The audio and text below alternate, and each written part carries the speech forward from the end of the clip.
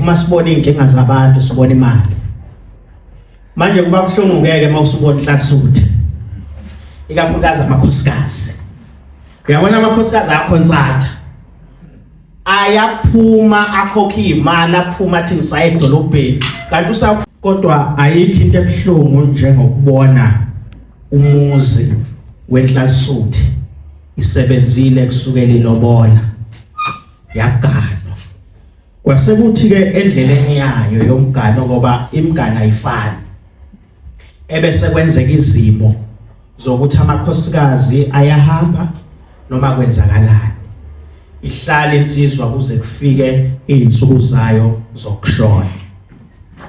Thina ke bafowethu sisebenza ngakho siphila ngakho. Uma sibona inkinga zabantu sibona imali. Manje kuba buhlungu ngeke mawusubona inhlatsuthi. Ikakhulukazi amakhosikazi. Uyabona amakhosikazi ayakhonsata. Ayaphuma akhokha imali aphuma athi ngisaye edolobheni. Kanti usakhonsata kummeli. Uyofuna information. Futhi ke ngalesi sikhathi sewushonile angithi awusenawo amandla. Bayaliyeka itshalo baphume yabona sekuliwa omamezala esabathe uyakhuluma phuma kodwa bhekele athiye phansi itshala hamba yobona ummeli. Sijikiswe kusuyazi ke makushona umuntu idumbu. Isidumbu nje siyakwazi ukusimisa. Uhlale kulindiwe ematshalweni abazali bakho isidumbu sisecebo lethu. Sesifaka iorder enkantolo ukuthi asime isidumbu sakho. Simiswa isigebengu. Esakushiya 20 years ago. Inkinga yakho nje iyodwa engifisa ukuthi ngiyibalule. Tokuqala asiyikhipheni inkolo. Ayihlangene ngoba sibile emthethweni wani wase South Africa. Sisikhiphi isintu ngoba isintu sihamba kahle uyalotsholwa kuphuma abakhongi baqeda abakhongi kwenziwe zonke izinsiko zakhona uzugcace uphelele umshado ungabi nalutho. Kodwa uma ngabe umakoti wakho esefika ukuthi ngiyalishiya mina ibhokisi sengiyaphuma ngiyahamba usephumileke esitwini bese yalinda ukuthi kawushona the day as ushonile avuthuza imarriage certificate yakhe ahambe kummeli athi isidumbu sama sizungcwatshe sakho asizungcwatshe ekhaya wena ngithi ubuqonyo usesemshadweni kunalama message kuno WhatsApp kunayo yonke into kanti senixabanele nje ngento ethizeni noma usefuna okwakhe ebese yahamba eyohlala lindi 20 years uyazi ukuthi pension yakhe iyalunga abese yazi ukuthi uma ngabe kuno let's say uno 15 years we service kusho ukuthi mhlambe uno 1.5 million rand khuluma ngonkosikazi enihlukane naye for 20 years. Lo muntu uma ngabe kuthiwa ipension yakho noma iasset yakho sekuhlanganiswe konke izimoto nanemizi engakuthengile imizi emadolobheni iestate yakhe isiyonke is 2 million rand. Lo nkosikazi lo enihlukane naye for 20 years uno 1 million rand wakhe othiyele. Wena unomakoti oshade naye emveni kokuba unkosikazi wakhe sehambile wathi ngawa amandla wangadivorce. Idivorce angithi kuumthetho wase South Africa njengoba ngithi asibekele inkolo eceleni kuumthetho wase South Africa ukuthi umuntu akabe nemarriage certificate. So musaba ukuthatha inkolo uyibeke kulento le ngoba izinto zabelungu lezi esisifice endleleni kodwa eziuphazamisayo umnotho wendoda. Okufanele kuba insizwa iuhlele uma ushadile ungasho ukuthi mhla ngifa angizukuregister umshado ngoba inkinga nayo leyo.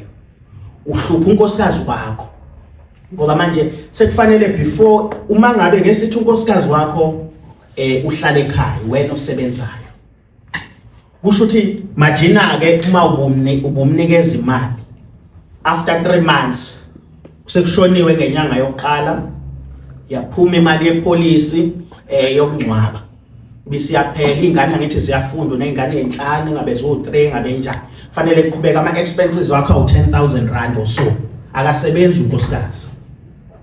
Into ekufanele yenzeke njengamanje sekufanele ukuthi aye ebhenke lakho ayo accessa yonke imali onayo manje unkosikazi akaregistile kulo 3 months lo or 6 months or a year fanele kwenzakalani nonkosikazi wakho yayibona inkinga ungawuregister umshado ngoba uzothi maye ya bank ethi ufuna iaccount yakho kuthiwa who are you athi mina unkosikazi kuthiwa siphi certificate somshado hayi ngashada mina sasikhona isicawu yes sasikhona iphinde ephathekayo ngoba izofika nentombi obusayilobole endleleni angithi uthatha isithembu mhlaseni nayi lotsholiwe umehluko wabo phakathi kwabo babili muphi bese lithi ibanki ayikho into yami eyene engizoyikhuluma izokhuluma sengine court order eshoyo ukuthi ubani ushade ngokusemthethweni ilapho ke usuza kuthina ke thina abameli sifike sikutshene thina ukuthi i-hour lethu limali esicharge ngalo sicharge ke hour abantu mhlawumbe sengikhuluma 10 minutes sengichargeile ingxenye ye-hour lami rate yami ukuthi njani athi uyabuka inkosikazi kumenzela i-quotation ukuthi ayothola i-court order ngoba wena uhlulekile ukuyithola usaphila nisashadile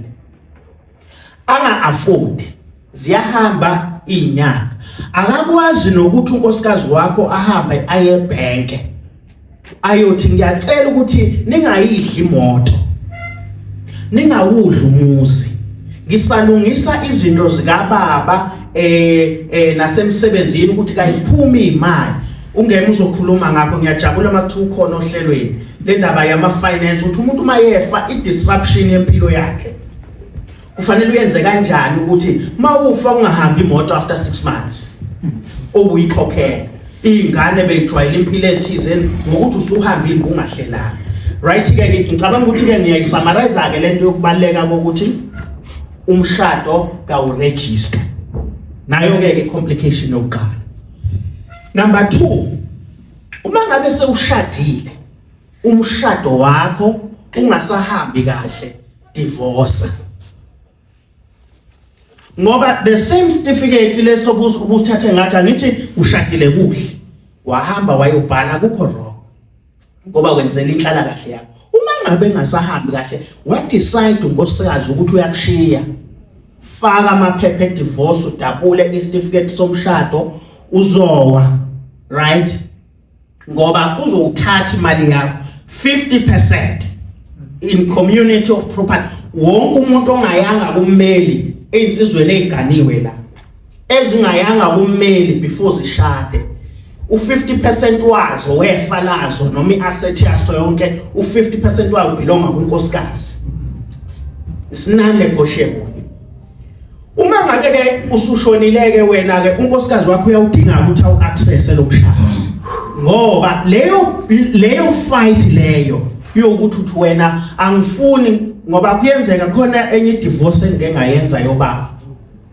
ubaba ushade ngo1980 nonkosikazi wakhe 2 years before ashade unkosikazi azaliswa umfowabo ingane ubaba ukhulu wazi ukuthi lezi ingane ezakhe udiscover endleleni ukuthi no man akusizona ingane zakhe but ingane seyibondile nobaba sekukhona ukuthi ayisusa ingane kuyena sokufanele kuthiwa kuzithiwa kubhekiwe ngithi azibeke kubhekiwe zifunde ingane zize ziyoqeda kube ukuthi ke manje kufanele ubaba umuntu ethize emsebenzini HR kanjalo ahlanganise la ingane ukuthi kayisebenze la emsebenzini aphuma unkosikazi ubaba aduba ikhaya abishiye kanjalo unkosikazi ahamba azohlala la eThekwini athole umunye umakoti right ebese ke ecasuka ke yodwa ingane sizoshada angayi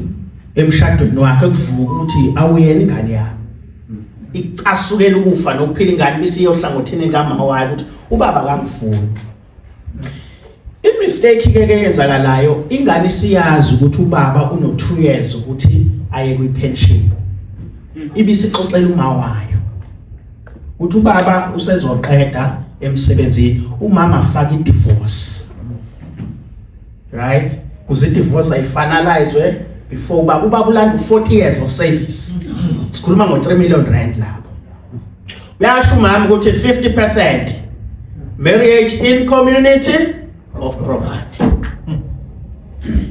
Okababa ke kubelula ukuthi athi hey nakho wayesesondela kusethola amaphepha ke divorce. Sekufanele manje ke sizame ke kukhona into ekuthiwa i-forfeiture of benefit. La uthi khona enkantolo but it's unfair. Lo muntu lona akacontributanga because it's the same argument ethi yini kuthiwa awube in community aba entitled to 50%. Angithi mawuvuka ekseni yakho ayinene wenzela yonke into akumassage ntambama kubuze yonke ukuthi uhambe kahle yini mayiseshonile sekufanele kwenziwe njani manje kuthiwa akangatholi lutho so kuthiwa ke akuprotectwe lo lezo zinto even umthetho sisekela iconstitutional court has decided ukuthi lento yokuthi amakhosikazi ngoba kuqala amakhosikazi ayicindezelekile engakwazi ukuthola so bazama ke iprotection. Uma ke esedivorce ke uyakwazi ukuthi uye enkantolo uyokwenza iargument ethi besishadile mina naye sahlukana bese ngingedwa ekutheni ukhule ngoba ithi argument ukuze wena njengendoda ube ngalo 3 million rand kune emotional support oba nayo ngoba abanye amabhizinisi abo ayawa umuntu beyindoda nje phila kahle awuyise ukuthi is going through a divorce. Lo into ke ithi ke kusho ukuthi wena impilo yakho ukuthi uye phambili ube happy ube kuyimood ube sober kudingeka ini umuntu wesifazana akatholeke naye. So ke i-forfeiture ke ilapho ke ekuthenini kusuyasho ukuthi cha lona asicontributanga naye besingekho ndawonye ngicela ukuthi inkantolo i-forfeit sithini sizulu khona ozokwazi ukuyichaza i-forfeiture anganikezwa lo 50% wakhe a-entitled kuyona sekusenkantolo ukuthi iyavumelana nawe noma ivumelani nawe. So ke sezi-argument ke enjalo ngenhlanhla ke ubaba uyashona umama uthe kuyiprocess ethize ye divorce wavele wagula unkosikazi washona at the same time.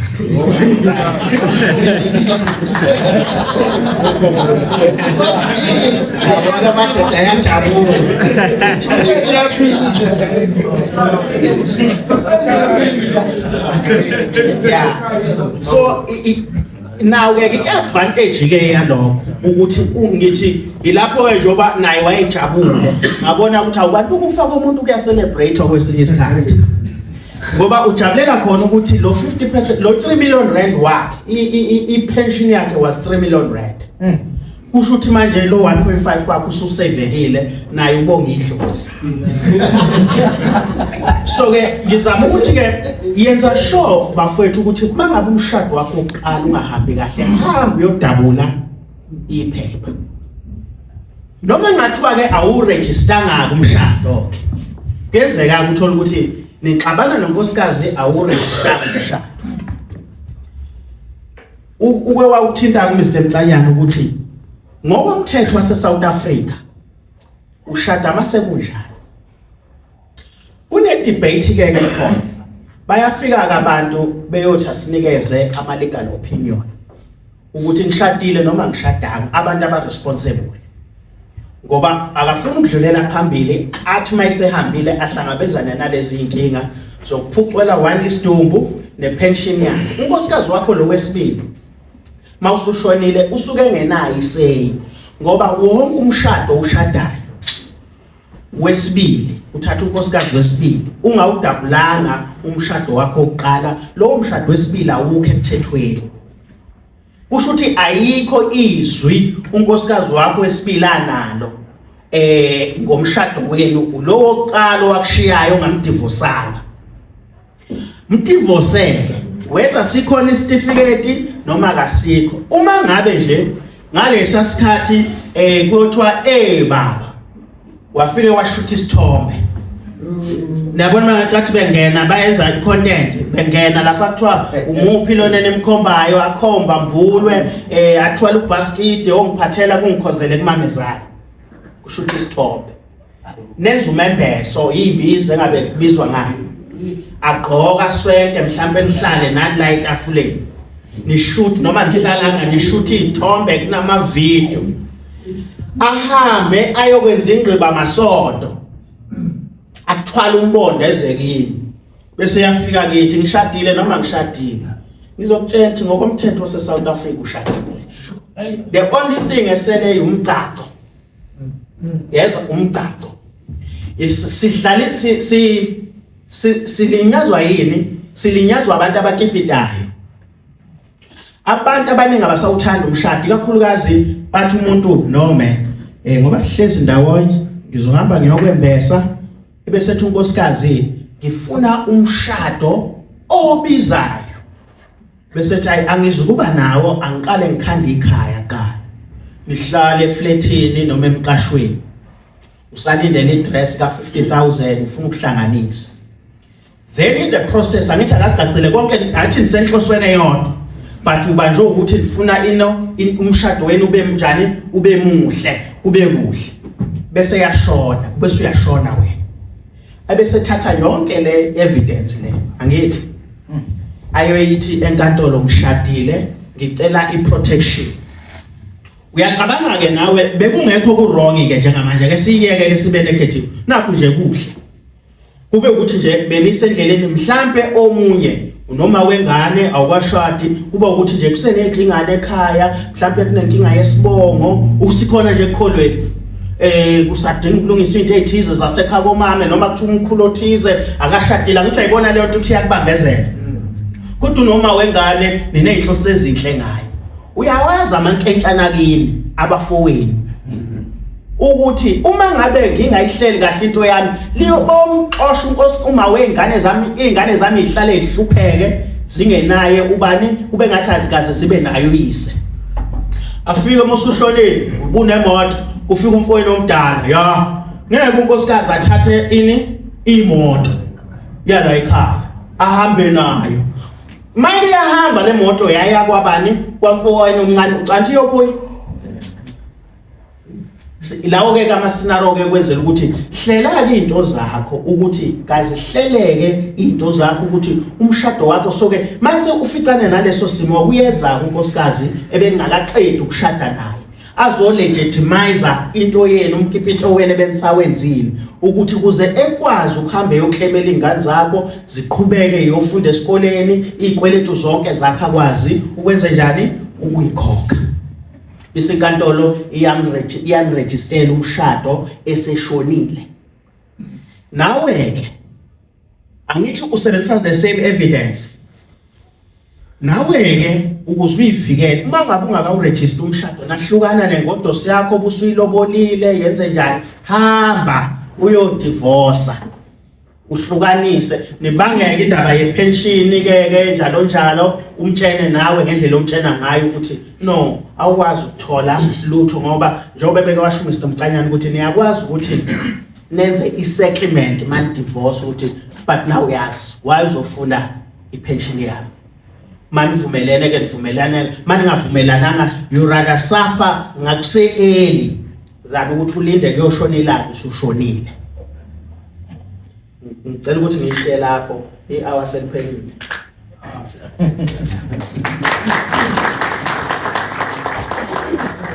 Tabeni nje selapho kancane nje tabeni kukhulu siyacela bafuthi uma kukhona abanembuzo nangu uShando angazi noma ukhona nomunye bafuthi sibanothe ngiyacela nawu nongwani nothe ngwane ngiyacela ungene sifikazi ngiyacela nje bafuthi simprotect nawo sotikazi umkhathini ngicela lapha bafowethu ukuthi uma ngabe ake nithi khona igama ngikhuluma lemkipito ukuthi umkipito kuyenze ukuthi uenda kuthiwa umshado bawungasekho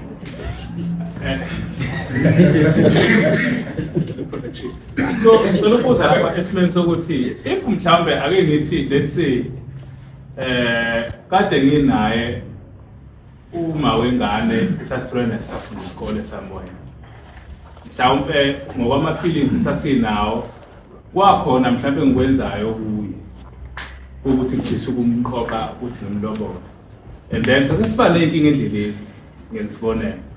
And then sahlukana, but zikhona izinto njengakuma album ukuthi mhlambe imboni into njengalezo.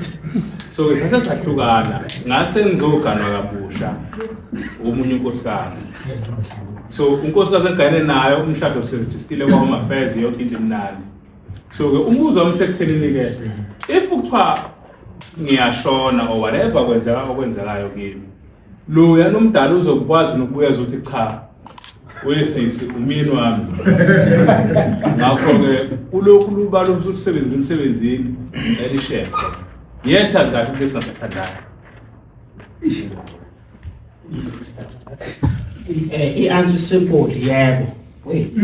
I-question yokuqala ithi ngakube nina ngokomthetho wase South Africa uMr Mcanyane uthe contactwa i-Recognition of Customary Marriages Act.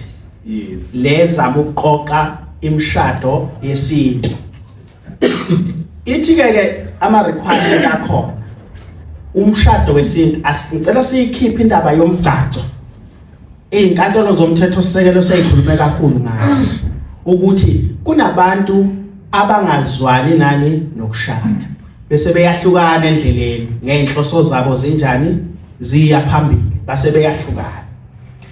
Then umbuzo ukubuza uthi ngoba umthetho wase South Africa 1 lo nina nobabili nina eminyaka u18 mayithi answer yebo number 1 bese uthi into yesibili ngakube umshado wenu wa negotiatewa yini ungathi umshado wenu ngakube uthando lwenu udlelane benu ba negotiatewa yini ama families awu2 akusithi ukuthi ngakube walobola yini ngoba kuyenzeka lingaqedwe ilobolo.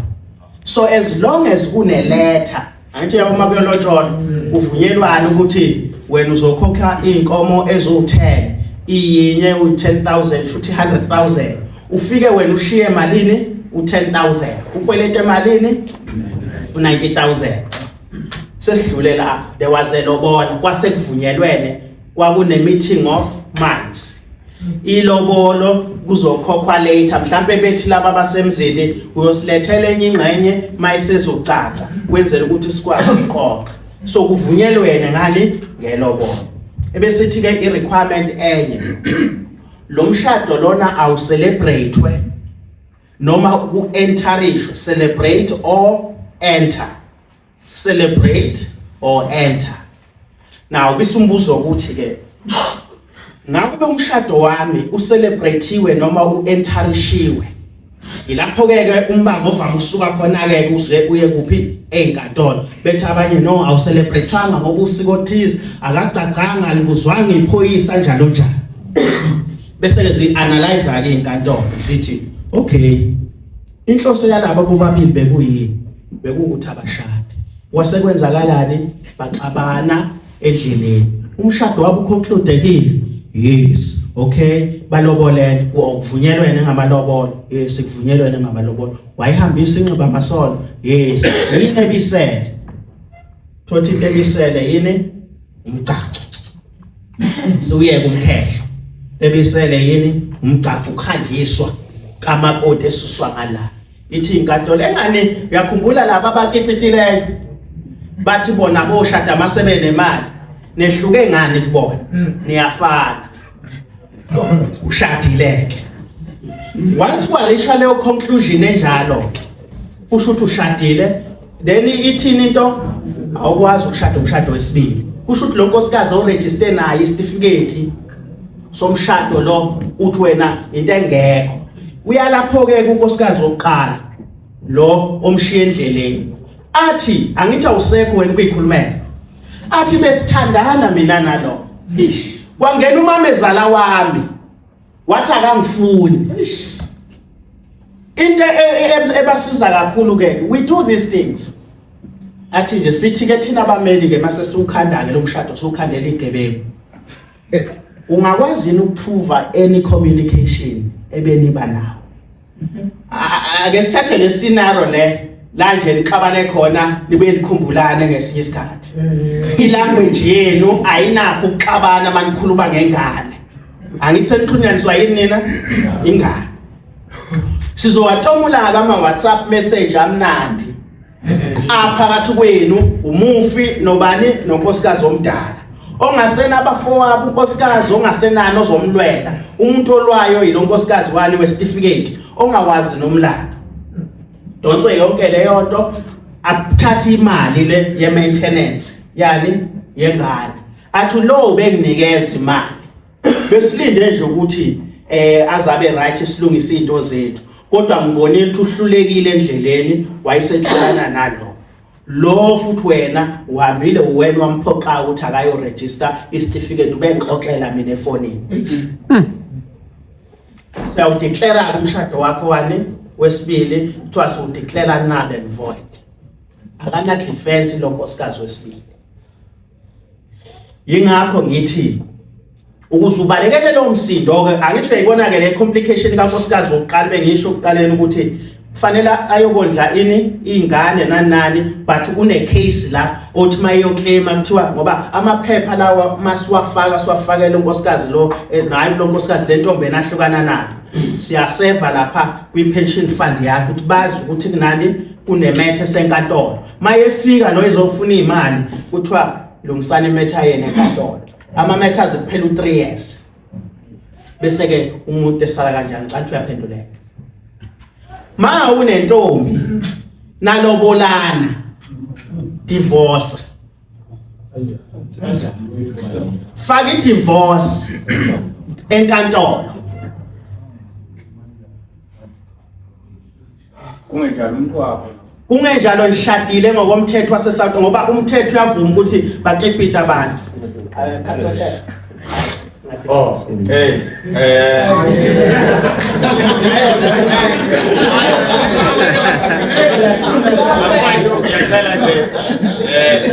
ngiyacela bafowethu ngathi yena imbuzi bembili lo usotshikazi nongwane ngenxa yesikhathi ngiyacela bafowethu noma bafowethu oye manje nangapho nomunye umuntu oyedwa ngoba bafowethu kusekhona ayihambele zethu kanti lesikhathi asinaso sanele yabona ngoba ukhona bafowethu ngiyacela simbuze eceleni ngiyacela bafowethu to avoid nje indaba yesikhathi ngoba isikhathi esinikezwe sona simnandi Sosikhokhelisa. hayi bafowethu ngiyanivikela abasha ngiyacela mfowethu kancane bafowethu ngiyanikhulumela manje ngiyanikhulumela manje bafowethu ngiyacela tu ubaphe mfowethu lo mzuzwana yakho mfowethu ibandla ngoba manje senzela isikhathi mfowethu ngicela ukuba sinikeze ungwane umbuzo wakhe ukhona la befuna ukubuza ngoba ngomba abantu ababili sontshikazi uphendulekile kodwa hayi futhi ngiphendulekile ukuthi bengifisa ukubuza iway forward ukuthi hayi ngicabanga ukuthi naye mfowethu ngicela sontshikazi so mesiphuma ngale uzongichazela ngicela ungene ngwane mfowethu. Ngiyathoza kakhulu indlela kwabafowethu. Cha bafowethu nginombuzo kakhulu lapha ekutheni uma usushadile unalencwadi yomshado kunalento ebizwa ngewill. Yenze umuntu ashade kodwa ungayi uyodivorce naye. Kodwa ngasese uhambe uyokwenza iwill. Iwill mhlawumbe ezomkhipha yena kodwa futhi ushadile naye. Bese la ukubhala omunye umuntu.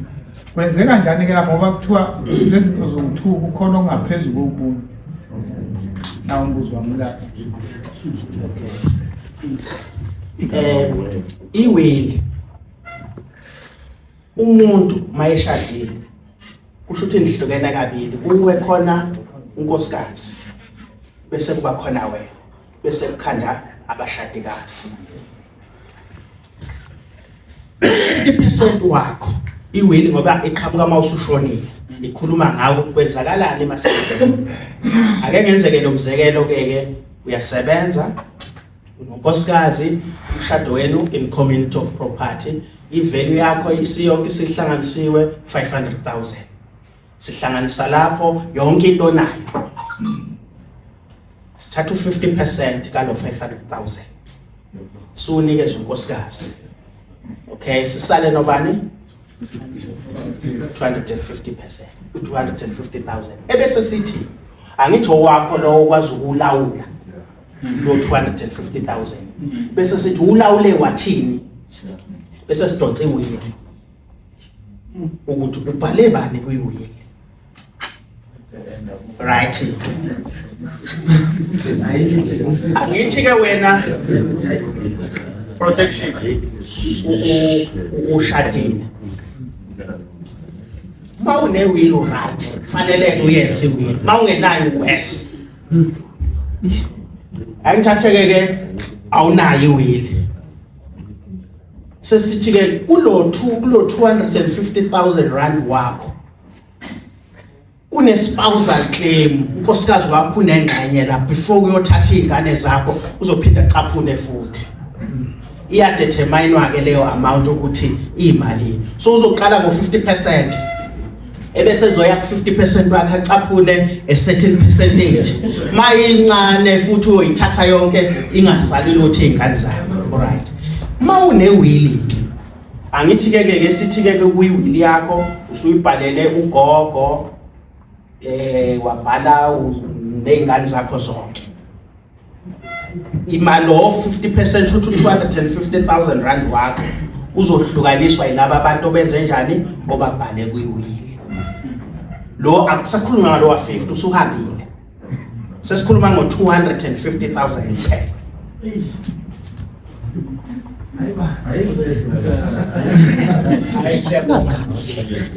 Yes, I'm sharing.